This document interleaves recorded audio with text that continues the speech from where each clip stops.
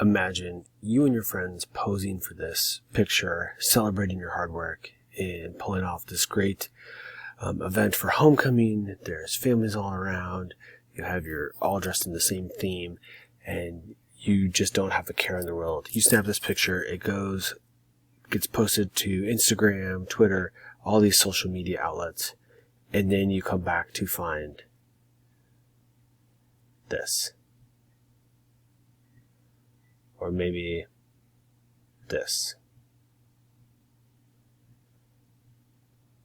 Or this.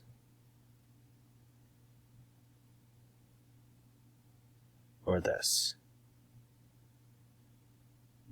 This is how quickly an innocent picture can get taken too far. How people can be ostracized, made to feel alone, outed, and just overall isolated. Cyberbullying is a real thing. It's something that happens to all students. Cyberbullying defined is using technology to elicit negative feelings or thoughts towards someone else, or to have the person have negative thoughts and feelings about themselves. It happens to 42% of the teens and typically reoccurs 1 out of 4 times. What does that mean is that if you look around, half of the class has experienced some form of cyberbullying. As First Sight Guide boiled it down, watching Jimmy Fallon read mean tweets about others, that is essentially cyberbullying. So if you're wondering, have I participated in cyberbullying? Think about if your comment or if your tweet or if your Instagram feed would be read by Jimmy Fallon in his mean tweet segment on his Late Show. Exclusion is one of the traits of cyberbullying. It's to help make people feel excluded. How do we prevent it? How do I prevent cyberbullying as a teenager in this world where everything is on the internet? Ultimately, there's no way of preventing cyberbullying. So what do I do? You can take the power and control from those who do cyberbully. So things you can do is if you see cyberbullying happening, you can report that person to the outlet or platform that's being used. Instagram, Twitter, TikTok, Snapchat. You can report that user to that platform. You can report it to an adult, a teacher, a counselor, an administrator.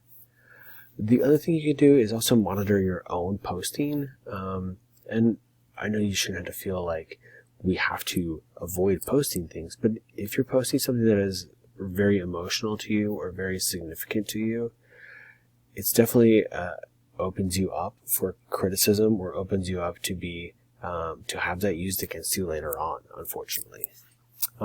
Also collect evidence, screenshots of what's being done, since a lot of apps and some things are impermanent, so to speak, even though they exist in impermanence on the web. Some of those things can go away.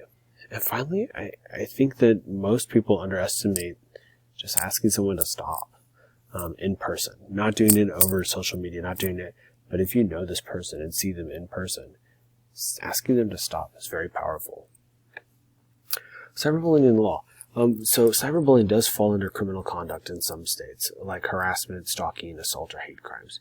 Other forms of cyberbullying are civil in nature and violate those laws. So examples of this would be libel, slander, defamation, or intent to cause emotional duress.